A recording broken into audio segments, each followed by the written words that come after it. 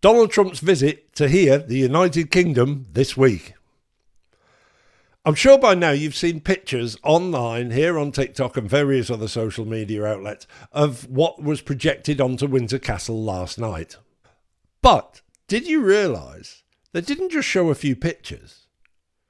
They broadcast loudly over loudspeakers, along with the images, the whole story of Donald Trump. It was 9 minutes long, all projected onto that turret of the castle of Windsor Castle. Please, here you go. Watch it. Here it is for you in its entirety, and full credit to LED by Donkey, the people who did this. They are heroes. Check it out. This is Windsor Castle, home of the British royal family, where Donald Trump is staying during his state visit. And this is a film about Trump's relationship with the world's most famous pedophile, Jeffrey Epstein. Their friendship goes back to at least 1992, when the two of them are filmed laughing together. Trump can be seen making friendly conversation with Epstein in between clips of Trump smiling and dancing with a group of young women at his Mar-a-Lago resort in Florida. The following year, they attend a cafe opening together. And a month after that, Trump invites Epstein to his wedding. In 1995, a young woman called Maria Farmer is working for Epstein in Manhattan. Late one night, she says, Epstein unexpectedly calls her to his offices, and she arrives in running shorts. Donald Trump then turns up, wearing a business suit, and starts to hover over her. Ms. Farmer feels scared as Trump stares at her bare legs. Then Epstein enters the room, and she recalls him saying to Trump, No, she's not here for you. The two men then leave the room, and Ms. Farmer says she heard Trump commenting that he thought Ms. Farmer was 16 years old. She says she later reported the incident to the authorities. Trump denies he was ever in Epstein's office.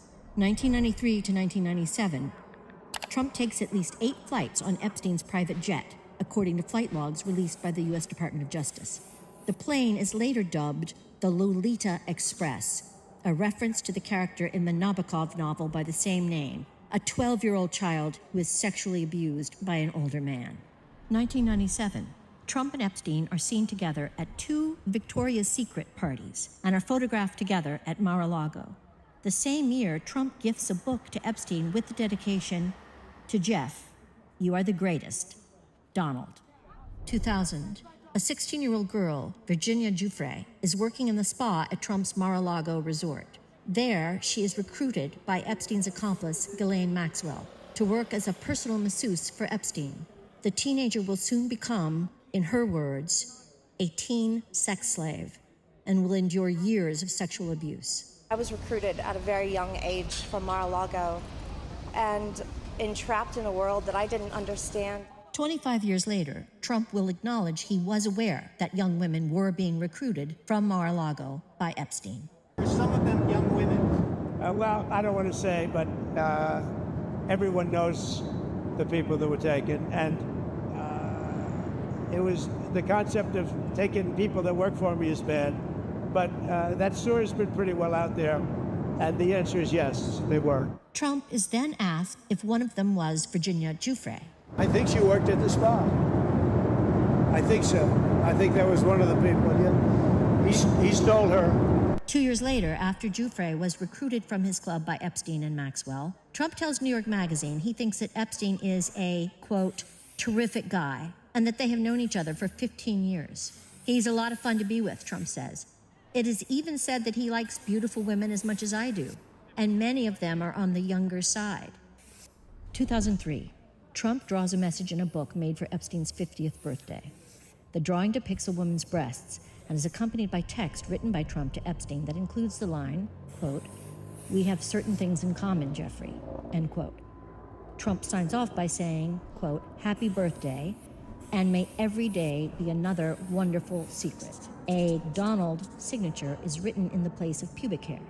22 years later, Trump will begin legal action against the Wall Street Journal over their reporting of the drawing, claiming it doesn't exist. Epstein's estate then releases the drawing to Congress. Another entry in the birthday book contains a photo of Epstein holding a novelty check bearing Donald Trump's signature, along with a note suggesting Epstein, quote-unquote, sold Trump a woman for $22,500. It's unclear if the photo and accompanying note is a joke or not. 2004, the two men fall out and their close relationship ends.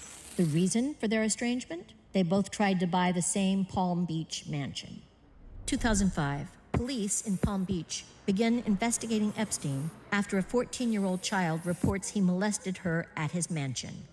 2008, Epstein pleads guilty to state charges in Florida, including procuring a child for prostitution and solicitation of prostitution. The sweetheart plea deal, agreed by U.S. Attorney Alex Acosta, includes a non-prosecution agreement giving Epstein immunity from possible federal charges. He is sentenced to just 18 months in jail.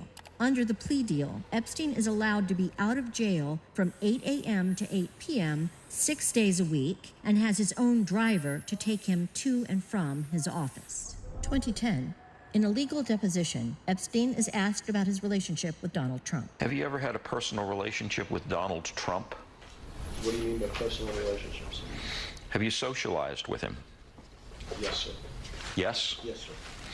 Have you ever socialized with Donald Trump in the presence of females under the age of 18? Though I'd like to answer that question, at least today, I'm going to have to assert my 5th, 6th, and 14th Amendment rights, sir. By the way, this was around about the time that Prince Andrew was photographed walking with Epstein in Central Park. 2016. According to award-winning CBS News producer Ira Rosen, Maxwell confirms to him that Epstein secretly taped his famous friends, including Trump and Bill Clinton. February 2017. Donald Trump, now President of the United States, nominates Alex Acosta, the man behind Epstein's sweetheart plea deal, to be his Secretary of Labor. August 2017. Epstein conducts a series of taped interviews with the journalist Michael Wolff, research for a potential book Wolff hopes to write. In the interviews, Epstein claims Trump first slept with Melania on the Lolita Express and also says he was Trump's closest friend for a decade. So how do you know this? That was closest friend. July 2019. Epstein is arrested in New York on federal sex trafficking charges. The truth about his decades-long history of child abuse is finally being widely reported. A month later, he is found dead in his jail cell.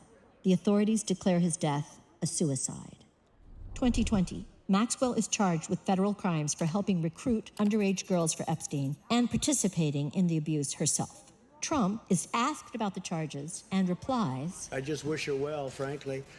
I've met her numerous times over the years, especially since I lived in Palm Beach, and I guess they lived in Palm Beach, but I wish her well. 2024. Asked about whether he would release the so-called Epstein files, information about Epstein's crimes, and potentially his famous accomplices, Trump seems unsure. Would you declassify the 9/11 files? Yeah. Would you declassify JFK files? Yeah. Would you, I did a lot of it. Would you declassify the Epstein files? Yeah, I would. All right. I guess I would. I think that less so because, you don't know. You don't want to affect people's lives if it's phony stuff in there because there's a lot of phony stuff with that whole world. 2025. Trump is now president again, and his administration blocks release of the Epstein files. It is soon revealed that his attorney general, Pam Bondi, told Trump in May that his name is in the files before authorizing the release of a handful of transcripts only. Trump's one-time personal lawyer, now Deputy Attorney General Todd Blanche, then meets Ghislaine Maxwell in prison for 9 hours. Amid speculation of a quid pro quo to protect Trump, days later, Maxwell is moved to a low-security prison famous for its comfortable conditions and known as Club Fed. This is what we know. The President of the United States was a longtime close friend of America's most notorious child sex trafficker. He's alleged to be mentioned numerous times in the files arising from the investigation into that child sex trafficker. And now he is back in office. The U.S. federal government appears to be doing all it can to prevent the American public from learning fully about the president's relationship with the country's most notorious child sex trafficker. Now that president, Donald Trump, is sleeping here in Windsor Castle.